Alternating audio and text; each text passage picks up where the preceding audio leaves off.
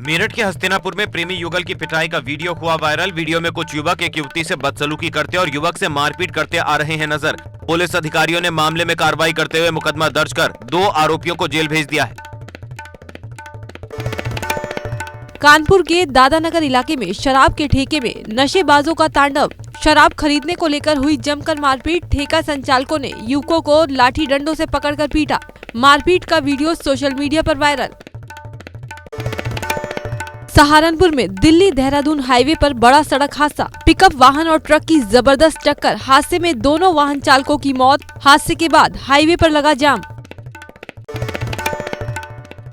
Meerut SSP आवास के पास एक सनसनीखेज वारदात आई सामने। सिविल लाइंस थाने जा रही दुष्कर्म पीड़िता पर दरोगा की पत्नी और 2 युवकों ने किया तेजाब से हमला। घटना की जानकारी मिलते ही सीओ सिविल लाइन सहित कई थानों की पुलिस फोर्स मौके पर पहुंची। झुलसी हालत में पीड़िता को अस्पताल में कराया गया भर्ती। दुष्कर्म मामले में दरोगा और जानलेवा हमले में पीड़िता भी पहले जा चुकी है जेल। ग्रेटर नोएडा के सूरजपुर कोर्ट परिसर में 4 गाड़ियों से हथियार बरामद। पेशी पर आए एक आरोपी के साथ 4 गाड़ियों में सवार लोगों ने कोर्ट परिसर में घुसने की कोशिश की थी। पुलिस ने चारों को किया गिरफ्तार। गौतम बुद्ध नगर में पुलिस ने 10 गाड़ियों को घटना के 30 दिन के भीतर ही बरामद कर लिया। गाड़ियों के मालिकों को पुलिस कमिश्नर ने सौंपी चाबी। गाड़ियां पाकर खिले लोगों के चेहरे। आगरा के पंडित सोनपाल इंटर कॉलेज में बोर्ड परीक्षा में हंगामा। नकल न होने पर छात्रों ने की जमकर तोड़फोड़। हंगामे और तोड़फोड़ की घटना कॉलेज में लगे सीसीटीवी में कैद। छात्रों ने कॉलेज परिसर में शिक्षकों के वाहनों को भी निशाना बनाया। इस दौरान केंद्र व्यवस्थापक ने ऑफिस के अंदर खुद को बंद करके अपनी जान बचाई। विद्यालय प्रशासन की तहरीर पर मुकदमा दर्ज। श्रावस्ती के इकोना इलाके में दुकान में आग लगने से हड़कंप। लाखों का सामान जलकर राख। सूचना देने के बाद भी फायर ब्रिगेड की टीम वक्त पर नहीं पहुंची। स्थानीय लोगों ने कड़ी मशक्कत के बाद आग पर पाया काबू। अमेठी में डकैती की योजना बनाते 5 शातिर डकैतों को पुलिस ने किया गिरफ्तार। इनके कब्जे से देसी पिस्टल, 4 कारतूस, स्टंप, डंडा और एक सफारी गाड़ी बरामद। सभी बदमाशों पर 1 दर्जन से अधिक मुकदमे हैं दर्ज। नोएडा में घोटाले पर सीएम योगी का खुलासा। कहा, पिछली सरकारों में बिजली खरीद के समझौते में करीब 30,000 करोड़ का घोटाला। सीएम ने कहा, नहीं बख्शे जाएंगे घोटालेबाज। समाजवादी पार्टी के सांसद आजम खान, उनकी पत्नी तंजीन फातिमा और बेटे अब्दुल्ला आजम खान को सीतापुर जेल में शिफ्ट कर दिया गया है। रामपुर में सुरक्षा बनाए रखने के लिए जेल प्रशासन ने कदम उठाया। सीतापुर पहुंचे अखिलेश यादव ने की सपा सांसद आजम खान से जेल में मुलाकात के बाद बोले अखिलेश यादव, सपा सांसद के खिलाफ साजिश की कही बात। बसपा सुप्रीमो मायावती ने कहा, दिल्ली में आज हम जो देख रहे हैं वो 1984 की पुनरावृत्ति है। हमें तुच्छ राजनीति से ऊपर उठने की जरूरत है। मायावती ने कहा, केंद्र को दंगा करने वाले लोगों के खिलाफ सख्त कार्रवाई करनी चाहिए। दिल्ली हिंसा की सुप्रीम कोर्ट की निगरानी में जांच की जानी चाहिए।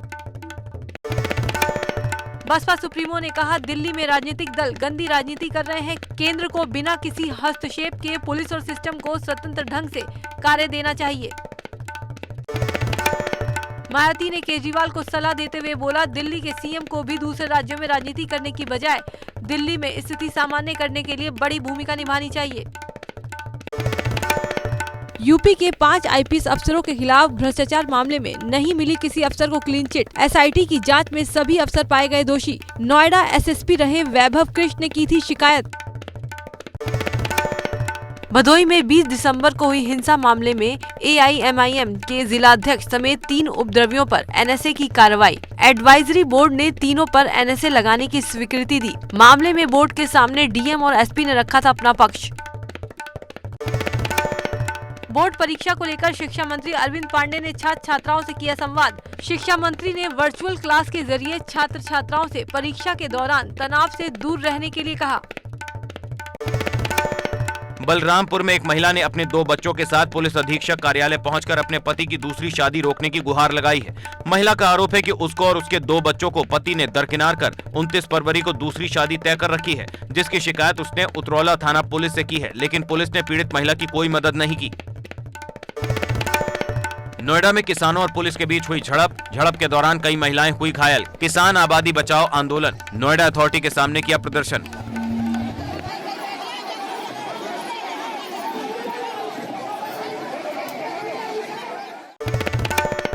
गोरखपुर में होली के त्योहार से पहले बाजार में बिक रहे मीठे जहर पर प्रशासन का चाबुक चला है। प्रशासन ने छापेमारी के दौरान दुकान और गोदामों से सड़ी हुई मिठाइयां और खोआ के साथ प्रतिबंधित पॉलिथीन भी पकड़े हैं। सिटी मजिस्ट्रेट के नेतृत्व में खाद्य एवं औषधि प्रशासन की टीम ने जब छापेमारी की तो बहुत से दुकानदार कर्मचारियों के भरोसे अपनी दुकान छोड़कर भाग खड़े हुए। बस्ती में इंटरमीडिएट अंग्रेजी सब्जेक्ट का पेपर सोशल मीडिया पर वायरल। परीक्षा से 2 घंटे पहले अंग्रेजी का पेपर लीक होने से मचा हड़कंप। अधिकारियों ने दिए जांच के आदेश। 24 फरवरी को अर्थशास्त्र का पेपर हुआ था आउट। यूपी एसटीएफ और पिपरी पुलिस ने नकल माफियाओं के मंसूबों पर पानी फेरते हुए अंग्रेजी की 31 कॉपियां पकड़ी हैं। नकल माफिया 2 स्कूलों की कॉपियों को रास्ते में बदलने की फिराक में थे। पुलिस ने 3 लोगों को गिरफ्तार कर मुकदमा दर्ज कर लिया है। कौशाम्बी के कशिया पश्चिम गांव में बदमाशों ने महिला के सिर पर वार कर की हत्या। जिस वक्त वारदात को अंजाम दिया गया उस वक्त महिला के घर में कोई नहीं था। पुलिस आरोपी की तलाश में जुटी। सहारनपुर में विवादित गुरुद्वारे की जमीन पर निकला समाधान। दोनों विरोधी पक्षों ने बैठकर निकाला हल। सिख समाज के लोगों ने मुस्लिम पक्ष को मस्जिद के लिए दी 200 गज जमीन। गोरखपुर में एक दिव्यांग छात्र लोग के लिए बना मिसाल। छात्र अमर बहादुर ने दोनों हाथ न होने के बावजूद पैरों से लिखकर दी इंटर की परीक्षा। 59% अंक भी किए हासिल। ग्रेटर नोएडा में पशुओं से भरा ट्रक खड़े ट्रक से टकराया। हादसे में एक ट्रक अनियंत्रित होकर हाईवे पर पलटा। हादसे में लगभग आधा दर्जन से ज्यादा पशुओं की हुई मौत। हादसे के वक्त ट्रक में भरे थे 4 दर्जन पशु। जारचा क्षेत्र के ईस्टर्न पेरिफेरल एक्सप्रेसवे की घटना। वाराणसी में एबीपी गंगा की खबर का बड़ा असर। परिवहन विभाग की कार्यशाला में घोटाले पर खलबली। जांच रिपोर्ट के बाद 6 लिपिकों का निलंबन चार्जशीट। 4 फर्मों पर केस, 10 फर्मों को ब्लैकलिस्ट किया। गाजियाबाद की नगर निगम मेयर आशा शर्मा ने मुख्यमंत्री को लिखा पत्र। गाजियाबाद में हिंडन रिवर फ्रंट बनाने का किया अनुरोध। कहा हिंडन नदी पौराणिक और ऐतिहासिक नदी है। देहरादून में एबीपी गंगा की खबर का बड़ा असर। 3 मार्च से उपासना एक्सप्रेस ट्रेन फिर से होगी संचालित। कई ट्रेनों में कोच की संख्या भी बढ़ाई जाएगी। मुरादाबाद मंडल मुख्यालयों को प्रस्ताव भेजा। कुदरती खूबसूरती के लिए मशहूर नंदा देवी राष्ट्रीय पार्क पर्यटकों के लिए 1 जून से खुल जाएगा। पिछले 3 सालों में महज 3 पर्यटक ही नंदा देवी पार्क पहुंचे थे, मगर इस बार भारी बर्फबारी के बाद नंदा देवी पार्क में अभी तक 8 से 9 फीट बर्फ जमी हुई है। उत्तराखंड में मौसम विभाग का अलर्ट। बारिश और बर्फबारी की संभावना। 28 फरवरी से 1 मार्च तक हो सकती है बारिश और बर्फबारी। दिल्ली हिंसा मामले में कांग्रेस के प्रतिनिधिमंडल ने राष्ट्रपति रामनाथ कोविंद से मुलाकात की। राष्ट्रपति कोविंद को कांग्रेस की ओर से मेमोरेंडम दिया गया। आरोपियों के खिलाफ कार्रवाई की मांग के साथ ही पीड़ितों को मदद मुहैया कराने की मांग। राष्ट्रपति से मिलने के बाद सोनिया गांधी ने कहा गृह मंत्री और पुलिस हिंसा रोकने में नाकाम रही। दिल्ली और केंद्र सरकार ने हिंसा की अनदेखी की। हिंसा की वजह से कितने लोग की जान चली गई, करोड़ों रुपए की संपत्ति का नुकसान हुआ। सोनिया ने कहा घटना को लेकर कार्रवाई करने की बजाय केंद्र सरकार और दिल्ली सरकार मूक दर्शक बनी रही। गृह मंत्री अमित शाह ने भी कोई कार्रवाई नहीं की, जिस वजह से इतने लोग की जान चली गई।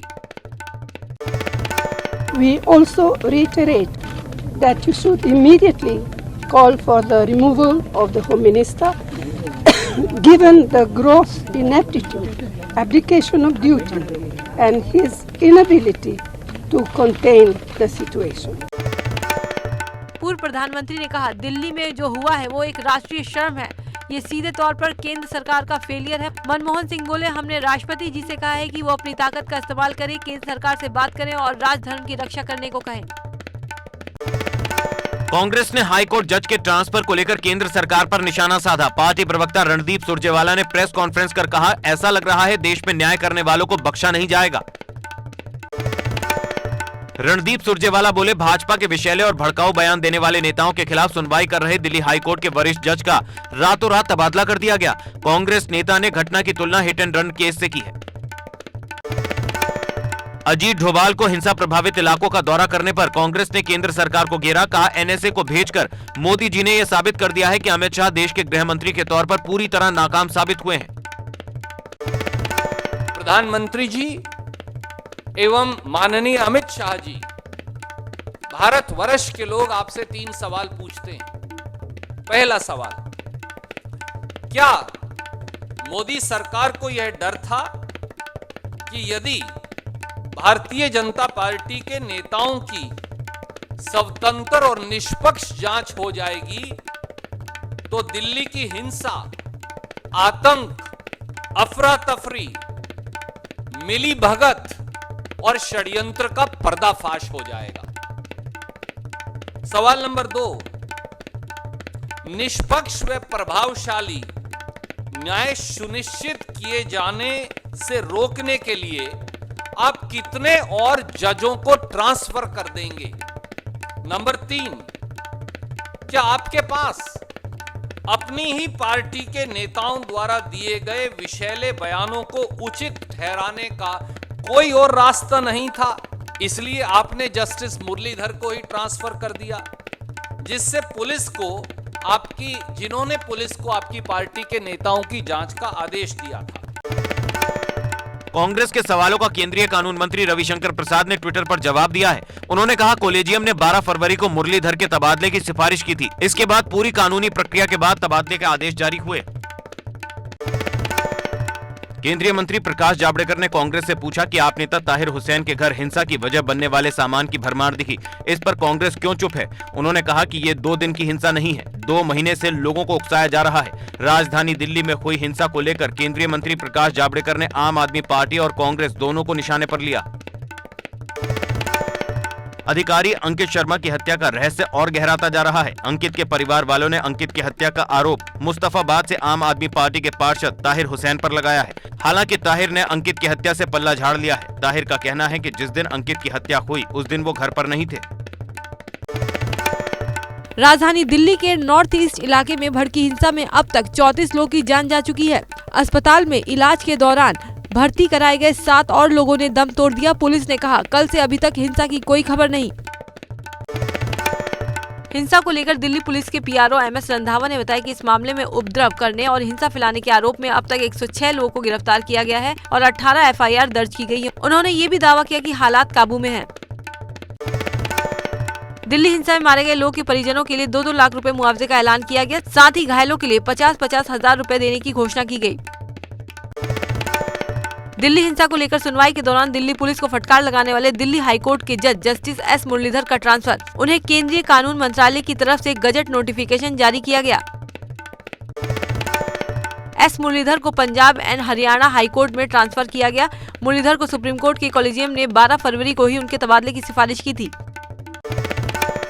कांग्रेस महासचिव प्रियंका गांधी वाड्रा ने जज के तबादले पर केंद्र सरकार को घेरते हुए हैरानी जताई। प्रियंका गांधी वाड्रा ने ट्वीट कर कहा, सरकार न्याय का मुंह बंद कराना चाहती है। हाईकोर्ट के जस्टिस एस मुरलीधर के ट्रांसफर को लेकर कांग्रेस ने केंद्र सरकार पर बड़ा हमला बोला। कांग्रेस नेता राहुल गांधी ने ट्वीट कर इस दौरान जज लोया का नाम लेकर इस मसले को उठाया। कहा, बहादुर जज लोया को नमन, जिनका ट्रांसफर नहीं किया गया था। राष्ट्रीय सुरक्षा सलाहकार अजीत डोभाल बुधवार को भी ग्राउंड जीरो पर पहुंचे। उन्होंने मौजपुर, जाफराबाद और गोंडा का दौरा किया।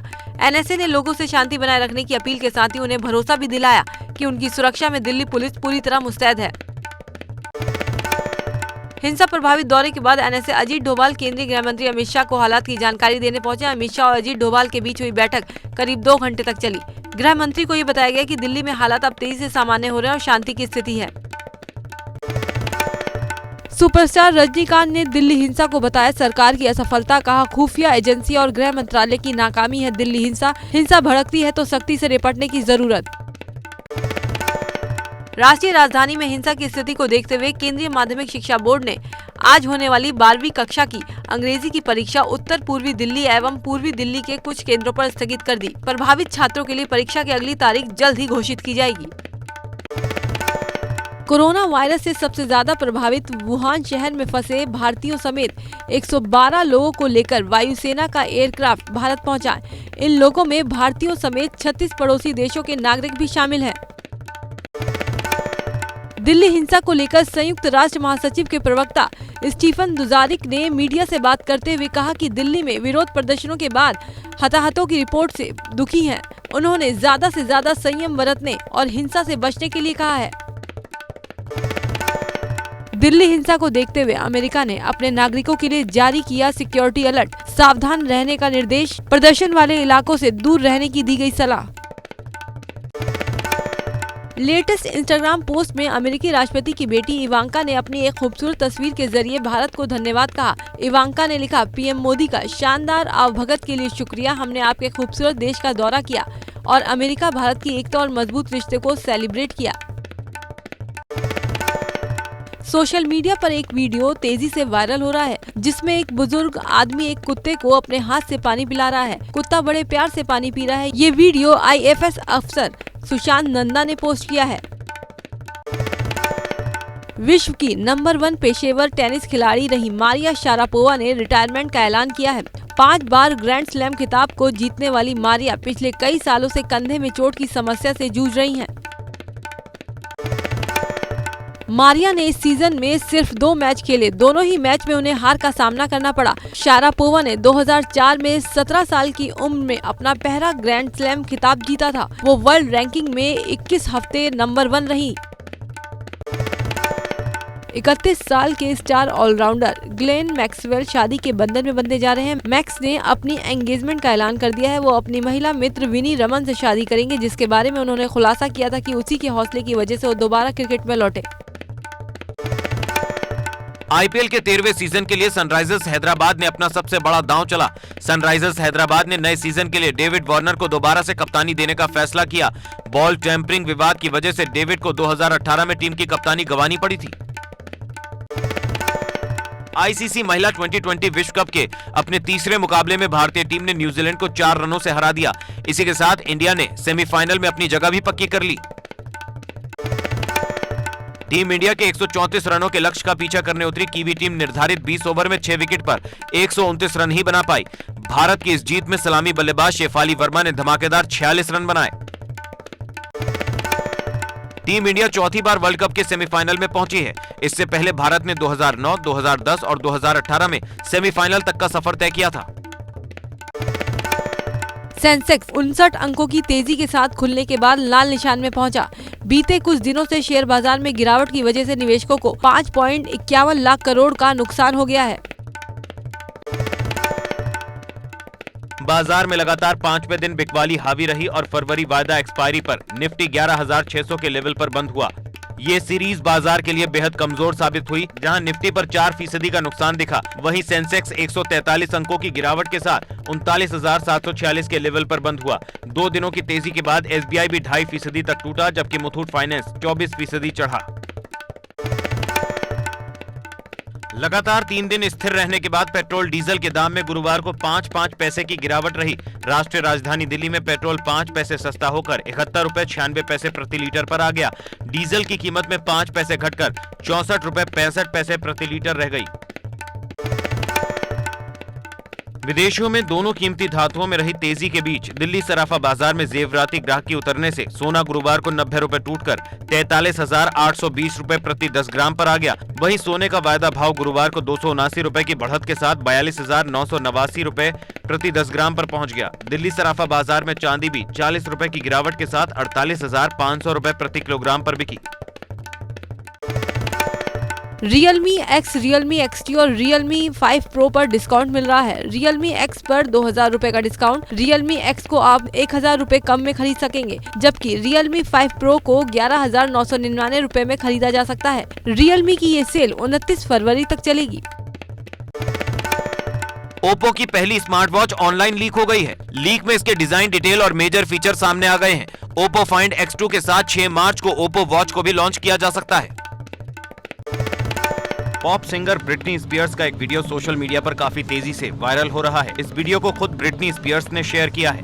वीडियो की बात करें तो इसमें ब्रिटनी के पैर टूटने की घटना स्पष्ट तौर पर देखी जा सकती है। अभिनेत्री ने इंस्टाग्राम पर वो क्लिप साझा की है जो स्टूडियो के अंदर की है। वीडियो के खत्म होने के थोड़ी देर पहले गायिका डांस करते हुए अपना पैर पकड़कर अचानक गिर पड़ती है।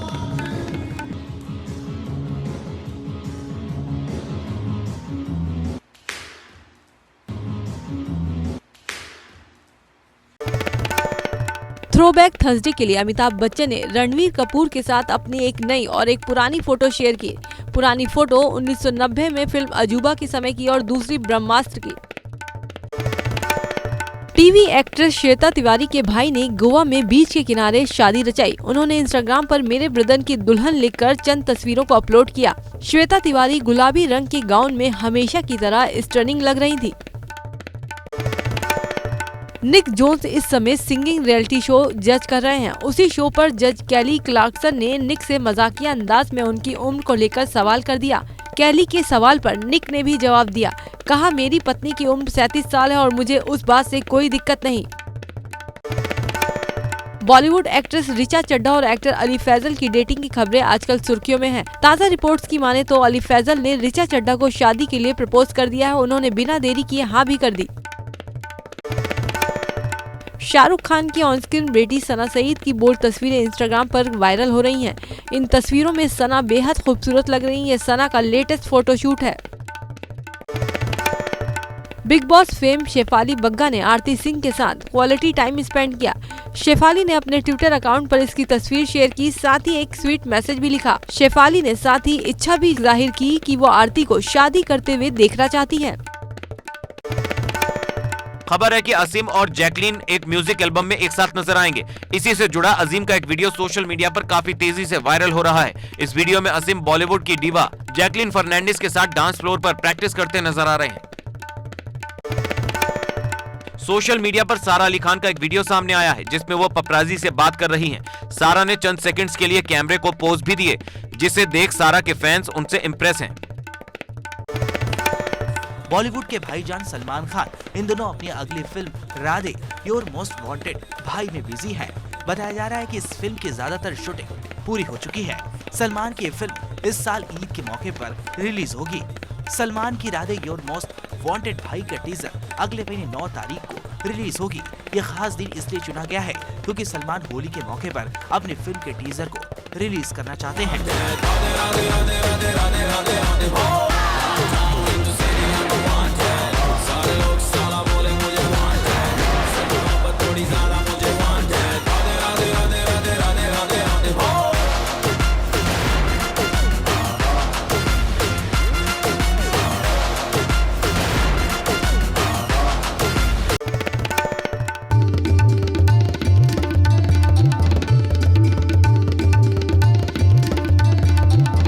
आप देख रहे हैं एबीपी गंगा, खबर आपकी, जुबान आपकी।